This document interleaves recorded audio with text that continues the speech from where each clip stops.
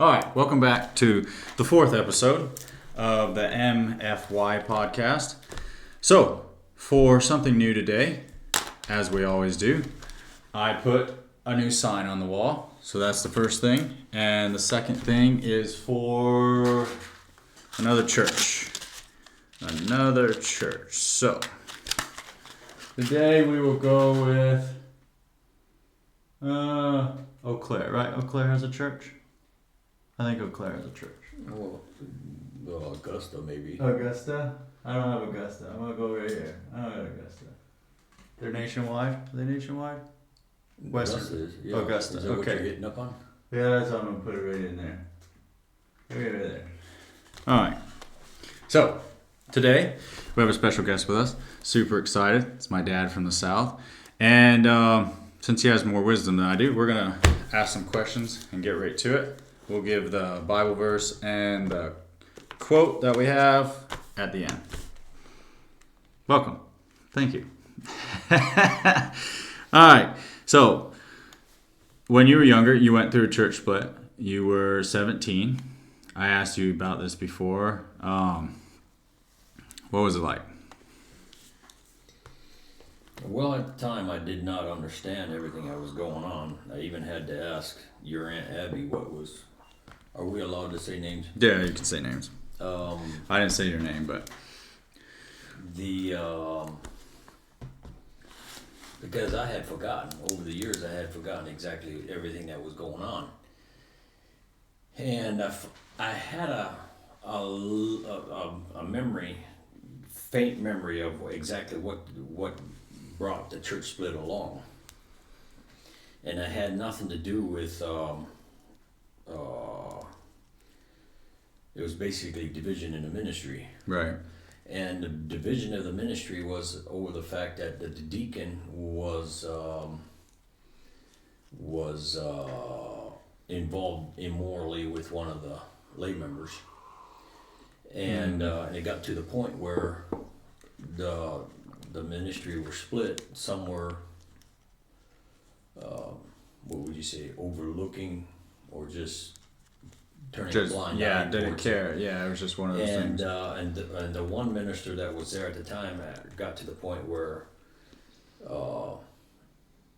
he stood up one Wednesday evening and said, "Hey, I cannot go along with, Right. I'm not in agreement with the ministry at this time," and that he was withdrawing his membership, and he resigned from his ministry, I guess, or something like that, and not having any conversations with anybody up to this point. In other words, he had no idea that there would be Other people interested, would yeah. follow along with him. He did not understand or know at the time that there was going to be other people that were feeling the same way he was. And this was Wednesday night. By Sunday morning, they pretty much split the church in half. And that was not his conclusion. He was just going to pull and he was going to decide. He decided to move. He wasn't sure where he was going to go, and ended up that he didn't move at all.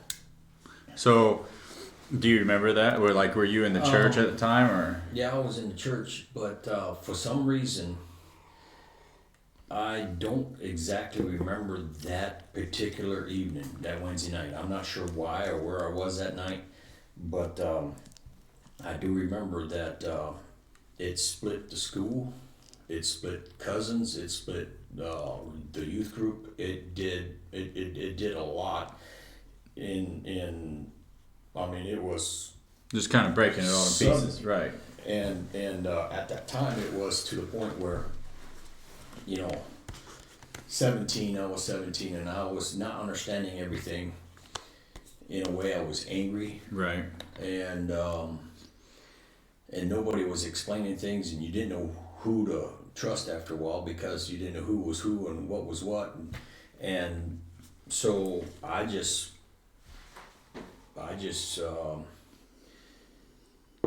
even converse with my parents. Oh, so you didn't even talk to Grandpa or No. the brothers or anything? Was anyone at home at the time besides the two girls? The two girls, my two sisters below me, And of course, they were young enough then at the time that your grandpa just kind of like left them Out of the loop. Well, no, they more or less kind of told them this is what they expected from them. They just kind of expected them to follow along with whatever decision they made. Yeah. And for me, I don't remember any conversations with Grandpa at all, your grandpa's, of my choices or anything like that. Which I was 17 at the time. This was the June of '85, I believe. Was that before 18 was the adult, or whenever that law came out? I don't know when Well, you mean law of what? Like, that you're officially an adult or whatever. Well, I don't know about that. It I just don't said have no idea. 18 is in our family policy. 18 was the where we could leave home and Right. do whatever. But it was the 17, so this was like the fall or the 86. summer before 85. 85. This was like the fall before I turned 18. Mm. So my decision. But did you have any friends that were like, did that sway you at all? Like some of your friends were like, hey, this is what we're doing because this is what we feel? Or? No, not really. Like I said, I had a few close friends, and one of my closest friends, it was actually his dad. And when that happened, when all this came out, and it split the church, like I said, it split cousins, it split classmates, it split the school, it split my grade, you might say, and it wasn't 3 years after school. And so the youth group was split up, and so at that time, by the time I turned 18, my age group just went everywhere. There's a few that stayed, not very many. There's a few that stayed, but most of them just disappeared. I mean, they went, Missouri, they went to Michigan, they Indiana, they Minnesota, went to Pennsylvania. They just because they're just youth and they're just running around, or what? Well, no, they didn't want to be well, we had Bible school, Maranatha Bible School, and so there was enough, how would you say, what's the word I want? There was enough input from other churches that they just, their friends said, hey, come on over here and we'll give you a job. Yeah. And so that's how just kind of busted off. And for me, I just went to Hayward. Mm-hmm. I just went to where my brothers were. Right. And we went up there. I went up there each weekend. And some weekends I didn't. So that's how Hayward got started. That's not Shiloh to Sheldon. Who?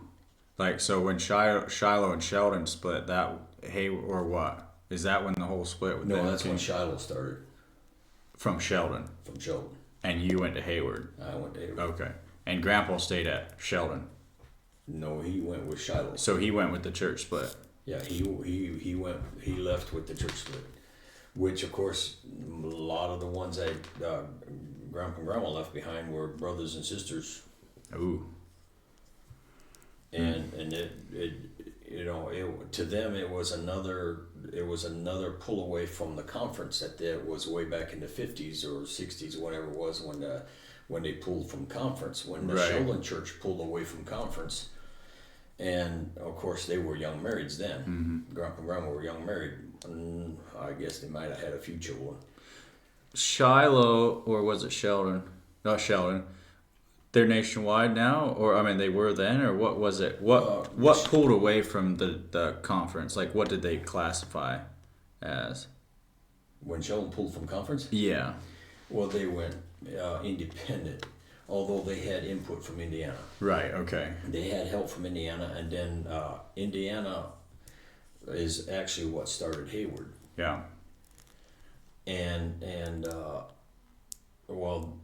I think Hayward was a mission outreach from Indiana. Yeah. Back in the 70s when they were pushing.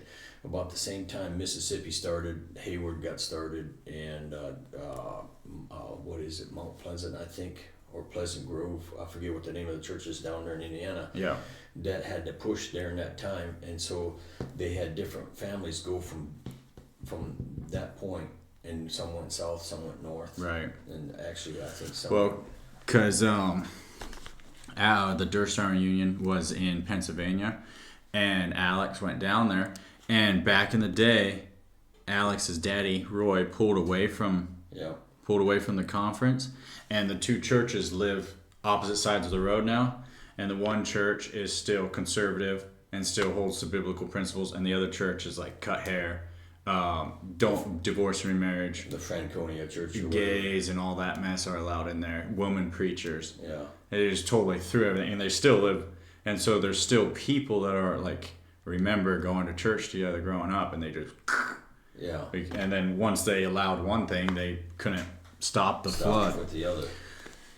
Yeah, so I mean, you answered a lot of my questions on that one, but like, what was it like? You going back to the question, what was it like going through it? Yeah, like it was a lot of turmoil because I was angry at my parents, and not necessarily angry to the point of it was rebellion, somewhat, sort of, kind of like maybe somewhat to a degree, but not understanding everything. I guess basically it was what caused a lot of the turmoil, because I didn't understand everything, and I don't know if Grandpa didn't feel like I should know. So I mean, the moral of it all is make sure you tell your kids what's going on.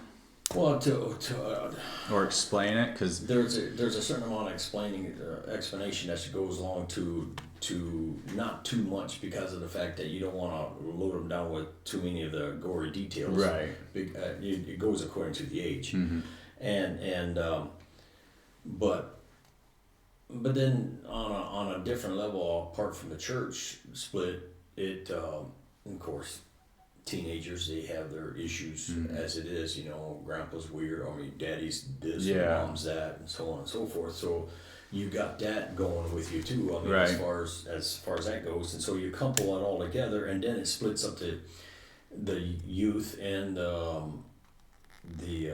your classmates. Ones you went to school with all your life. It just throws everything for a tailspin.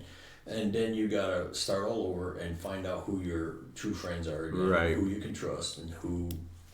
And at 17, you're already going through enough headache trying to figure out where you belong in the world. Yeah. Yeah. Yeah. And it just, for sure. It just complicated the matter, but then it's nothing fun. Yeah.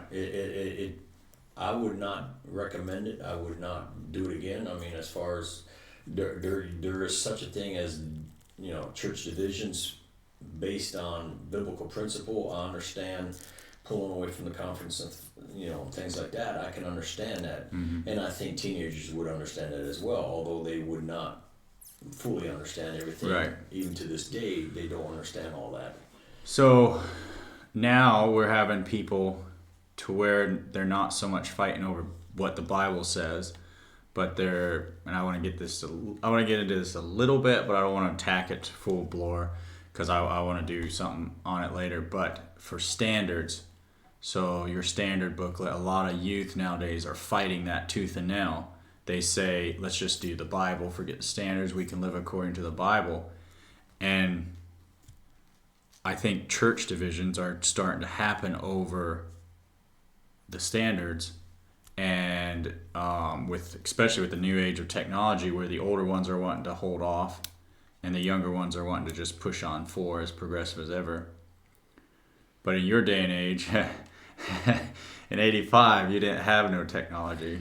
Well, but what I'm trying to get at is at the core, at the core of the matter, do you think it's the same thing? So today they want to fight, and you're shading it with standards is the problem, when in reality they want to do what they want to do. And it was the same as in 85. Nothing's changed 40 years later. Nothing's changed, because in rehearsing it with my sister, there was she brought up the fact that there was also they lumped it all together, the immorality of the one brother in the church, and what he was involved in, that was the tip of the iceberg. Right. But then they threw in, there was a few things that the ministry was dealing with on the standard issue side of it, but that was a side note to that. And well, actually, because the biggest thing, it wasn't so much they split over the standard and nobody could agree on it. It was the immorality that was taking place within the ministry, which divided the ministry, and they were trying to cover it by using the standard to look over here. Oh. According to the standards, because such and such wasn't happening here, when this was a much bigger problem than what this was. Right, but they didn't. Talking about fighting standards or not listening to standards is a lot easier to talk about in a group setting where there's young children than immorality. Yeah, and where you wouldn't say any sensuality that would harm younger hearers or anything like that. Yeah, well, that's true. And they wouldn't understand it, especially teenagers. They don't need to hear it. They need to hear the least amount of that as they can. Yeah, they got issues. The stuff. But this is actually a good verse. Proverbs 16, chapter 16, verse 25 says, "There is a way that seemeth right unto man, but the end thereof are the ways of death." And I feel like a lot of youth nowadays, the way they're going feels right to them. It doesn't line up. And so many times they shoot their path, and then they get the Bible and they say, see this verse over here, and this verse over here, and this verse over there. Agree with me. Instead of consulting the Bible first and then running the path. Because right now, there was a man in California, their church outlawed, said they couldn't even come back to church. And so they had to pick up and move. And it was many families where they were saying one family could do it, but no one else in the church could. And so it started splitting everybody in half because the ministry weren't being consistent. They're being impartial across the board. Yeah. But you can't have partiality within any given group because of the fact that it will divide. When you play favoritism or partiality, the Bible also speaks of with God, He's no respecter of persons, and that goes along with the fact that at the foot of the cross, it's all equal. Yeah. And you can't play the partiality game or favoritism because that will ruin a group quicker than anything. Right. Well, and it's like I said you probably haven't watched it, but I said on the show earlier that in the Anabaptist circles we're all the same before God. There's no hierarchy in our churches. Bishops and deacons and ministers have their place, and they have more responsibility to us, but they are not closer to God, because if we all have our life straight, then we're all the same distance from God. Now, if you're sinning, of course you're going to be farther from God, but that's your fault. It's not like a man can elevate himself to a status to where when he gets to heaven he can have a bigger mansion than everybody else. That's true. Also, in the headship order, as far as the structural, the way Paul outlines it in the Bible, and the way God designed it, is somebody has to take the lead within a given group, and somebody does have to call the shots. And the Bible also says that pray for your leaders or them that have the rule over you, not as those that are lords. Right. There's a difference between a leader and a lord, and when a leader becomes a lord, well, there's one or two things that are happening. He feels that he's losing his position or respect of his people, so he turns from being a leader to a lord. And then that's when manipulation, that's when coercion, and that's where the strong arming comes in. You do this or I'll do this. You follow regardless. And then he goes from being a leader to a lord. And in a situation like that, I believe there comes a time where, sometimes you're going to have to not necessarily pull You just quietly, I don't know how to say it, because they're when that happens, there comes a time where you're gonna have to say, okay, I cannot go along with this, Mm-hmm. and you're either gonna make a move, or you're just gonna remove yourself from the situation, because it goes from the Lord's business or the Lord's work to man's work. Mm-hmm. Well, I mean, and in that situation, I mean, it says in the Bible, take another brother and go and speak to him. You know, pray about it and go to him. Well, yeah. Otherwise, I mean, you don't want to just jump and run every time there's a division or everyone argues at each other.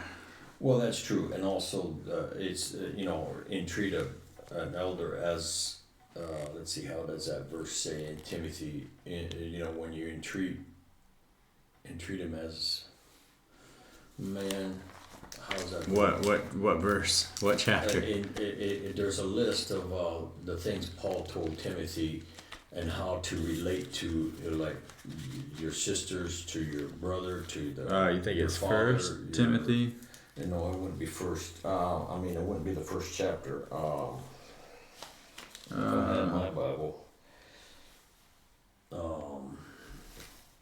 It speaks of you entreat him as a father.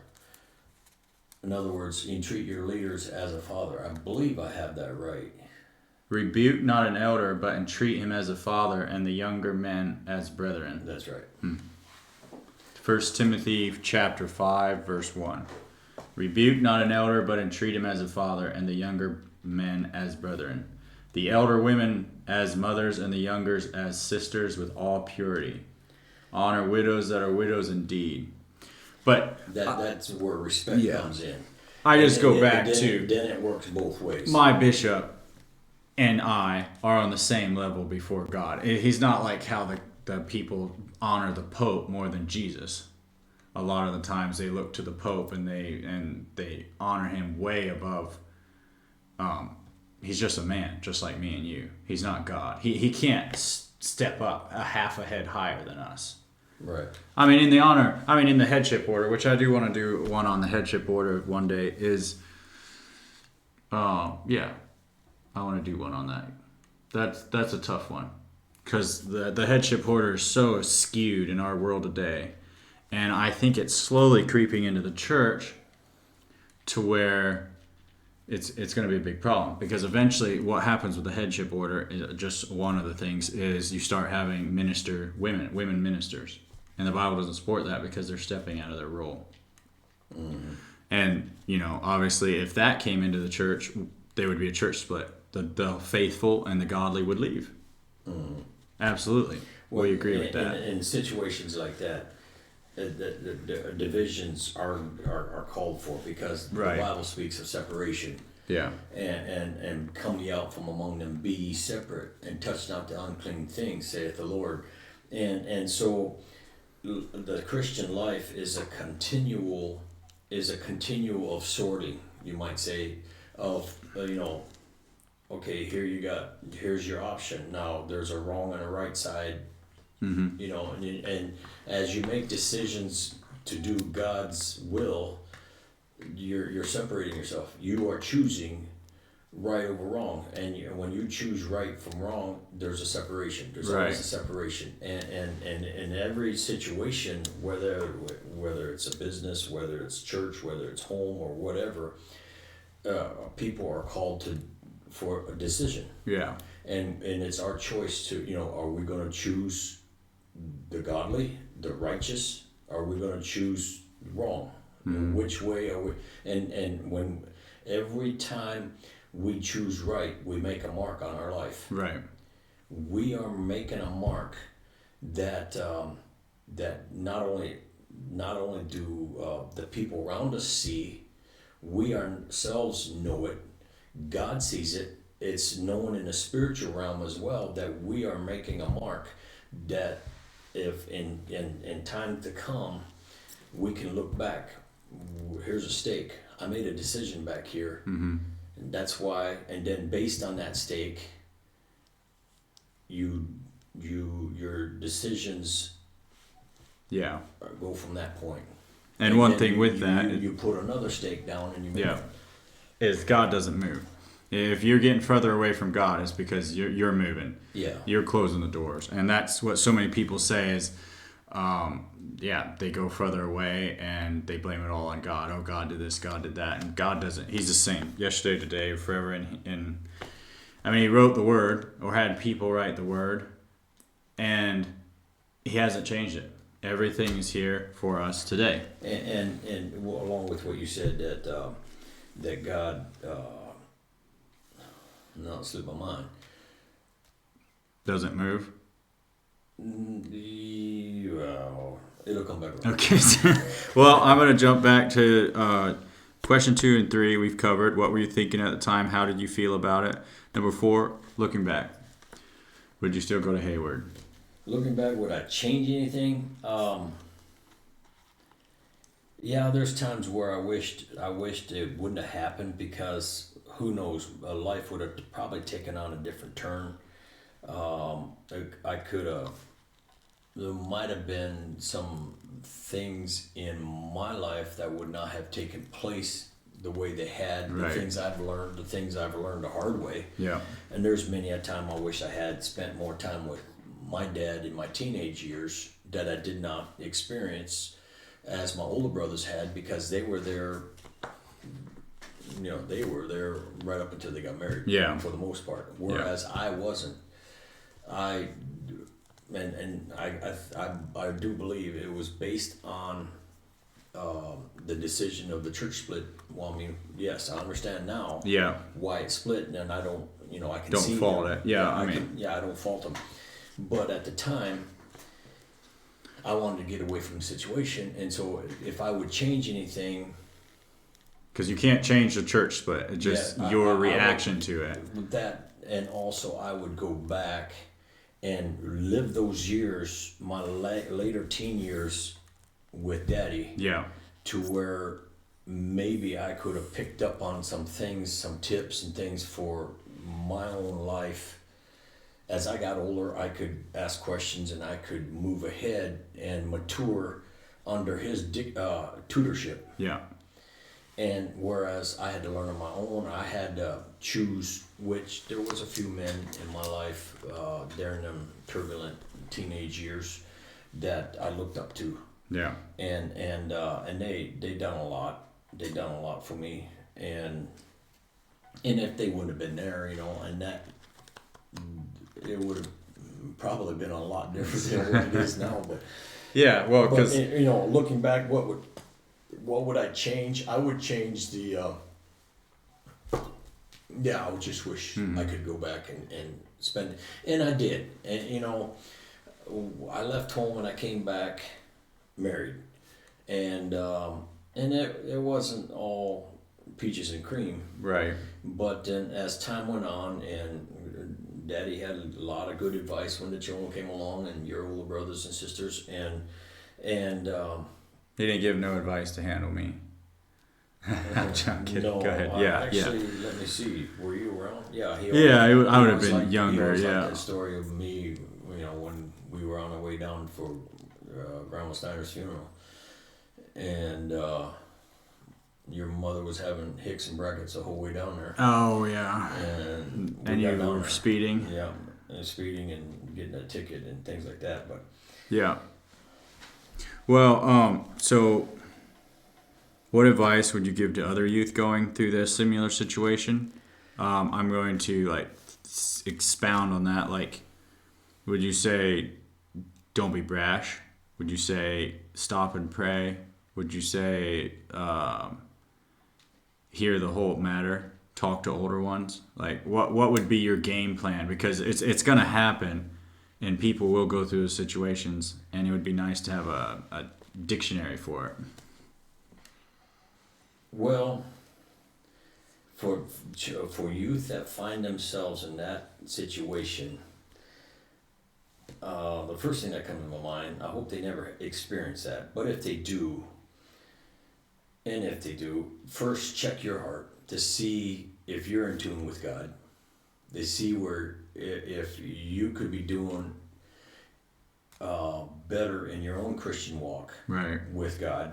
And if you're in the clear, and then you're gonna pray, and you're gonna seek God's face, and if you're still under you're still living at home with your parents, then it's good to seek the advice of your parents and then follow what their recommendation. Right. But if you don't have parents in the situation that is on the side of wanting, how would I say? Truth. Yeah, if they're not seeking truth themselves, well, I fear for you, and to one degree, and that is, unless you earnestly seek the face of God, you still have to respect your parents. Right. But then you're still going to have to choose. Where am I going to be? Where I want to be 5 years from now. Right. Regardless of your parents, because sooner or later your parents are not going to be deciding factor. You're gonna have to be your own person. You're going to have to be your own man. Yeah. And so that's why I say, first off, your foundation has to be rooted in your relationship with God. And then if your parents are in tune, they will respect that decision. If you decide to remove yourself from the situation, or you decide to stay there with the parents, if they're, then again, where are the parents in this thing? Mm-hmm. Or you could be in a situation where you're teaching school and the church splits that you're teaching school at. Yeah. So then you're going to have to choose. And I guess the biggest thing I would say, as long as you're clear in seeking God's face, that is the number one thing, to be seeking first the kingdom of God. Mm-hmm. And all these other questions and things that will come up will fall into place as God reveals them, as you yield yourself to God. Yeah. Yeah. And because all the worldly wisdom won't get you the truth. no, and input from, well, today's world, you got every social platform you can find, and you can get all kinds of advice from different ones that have no idea what they're talking about. That is folly. Yeah. I believe it's folly when you're going through a situation to ask somebody 1,000 miles away that has no clue, and all you are friends because of social media, and you don't know that person in an intimate way. Right. To ask him advice is foolishness. Yeah. Because he cannot give you the wisdom, or the advice or the counsel that would be. Which, on the flip side of that, if you have an older person that you respect and they understand who you are, and you call them and ask them for advice, another brother, I'm not saying some random Joe, another brother in a different church that can give you unbiased advice because he doesn't know both sides. All he wants is the best for you. Right. Because, otherwise, a lot of times, well, I say a lot of times, sometimes if you're asking advice from your own church, and it's good, it's just they're going to be biased, because if they're going on one side, they're going to tell you to come with them 9 times out of 10. Although I feel like a shift is coming. I mean, it's already here, where the older ones don't want to give you advice because they're like, well, if it's wrong, you'll come back and blame me. And to me, that's ridiculous, because Well, they don't want to. We're living in an age where nobody wants to be transparent. Nobody wants, because when you say it, it becomes a part of you. Yeah. And people don't want to. They don't want that accountability. Any given conversation, when it reveals something of me, it becomes a part of me. Yeah. So we keep everything at bay, and our children come to us and ask us questions, and we don't want to reveal too much of our past or the things that we struggle with, because the devil would have us believe we're going to lose our position as dad, or we're going to be looked down upon, or we're going to be treated less than respectful. No, in the mind of a child, when a dad can admit that he is wrong in any given thing, hey, I was wrong, I should have not said that, or I should have done this rather than what I did do. I was wrong. That was a wrong move to make. And when he comes back, he didn't lose his position as being dad or father or Right. No. I mean, in fact, that child respects his dad more. Even more. And it makes it easier for yeah. that child to come back when he has made his mistakes, to come back to his daddy and say, you know what, I messed up, Dad. Yeah. Well, I mean, and the beautiful thing about Christianity and living under God is that if that minister all those years ago would have just thrown his pride away and his selfishness and said, "Hey, I'm wrong, brethren. You're right. I need help." The church would have rallied around him. Mm-hmm. He might have been put on hold for he was a deacon or a minister. Deacon. He might have been on hold for his duties for a time as they worked with him to become victorious. But in the end, you fast forward 5 years, and he would have lost nothing from repenting. So many times people think repenting is a sign of weakness, and we all need repentance. We all need to say sorry. And a lot of times, it's pride that's keeping us from admitting that we were wrong. Mm-hmm. And all we do is we just hurt people. And because that man, I don't know if he's still alive, don't know him, but that man said, "No, this is what I want." And what he did is he scattered people, young people, mm-hmm. abroad. He messed up, even like, I'm sure people went to school here. And going to school, we had an outreach when I was going to school. And that's great, but it was horrible because you lost a lot of friends and they moved far away. But you could still connect with them, of course. But in this situation, you might not never talk to each other. That's right. You split, and like you said, years and years down the line, from that point, you make either good or bad decisions that define who you are. And now, that's not your only defining point, but that's something big that's always going to be on your mind. Mm-hmm. Mm-hmm. And it's all because of sin. One man not willing to give up of himself that shattered it all. And I'm not going to put it completely on him because it also is the other ministry who shouldn't have turned a blind eye on it at all. Yeah, if they would have, I'm not here to. I'm not here. Right. But in reference to the man that I hate to put it all on him, but that was the tipping point. Right. But he's alive. He's an older man now, older gentleman, and the Bible speaks of, Paul says when somebody is rebuked and he doesn't want to listen, hand him over Satan so Satan can have his way with him, and then don't treat him as a heathen, but treat him as a brother, although he's not a part of the group. Right. With the idea of restoration. Mm-hmm. And that was Paul's whole idea is restoration. Not, restoring. Okay, first off, Paul's mission focus was restoring the lost tribe of Israel. Right. To Jesus. That was the gospel message. Mm-hmm. Jesus came to seek to save that which was lost. Mm-hmm. And so he went to the Jews. Well, then Paul later speaks of you Jews were, having their issues with him. They didn't like him.